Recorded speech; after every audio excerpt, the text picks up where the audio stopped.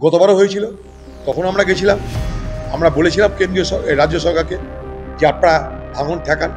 রাজ্য বলে কেন্দ্র টাকা দিচ্ছে না। আমি ওখানে দাঁড়িয়ে দাঁড়িয়ে লালগুলাতে ধুলিয়ানে স্পটে দাঁড়িয়ে ভারতবর্ষের কেন্দ্রের মন্ত্রীর সাথে কথা বলেছিলাম। তাঁরা বলছে আমাদের প্রকল্প দেয় না। আমি শুনেছি লোককে, মন্ত্রী বলছে যে আমাদের প্রকল্প দিচ্ছে না রাজ্য সরকার। আমরা তারা বলছে রাজ্য সরকারকে বলুন প্রকল্প দিতে, আমরা যতটা করে টাকা দেব। রাজ্য সরকারকে তাই জিজ্ঞেস করছি, আপনারা কি প্রকল্প দিচ্ছেন? প্রকল্প দিলে একটা করে কপি দিন না। আমরা তো বলতে পারি, মানুষগুলোকে ভোগের খাতায় রেখে দিয়েছেন না। একটা জিনিস মনে রাখবেন, ভাঙনে মানুষ কি হচ্ছে, গৃহ হারাচ্ছে, জমি হারাচ্ছে, আশ্রয় হারাচ্ছে। বন্যায় সাময়িকভাবে মানুষ হয়তো আশ্রয় হারায়, আশ্রয় ফিরে পায়।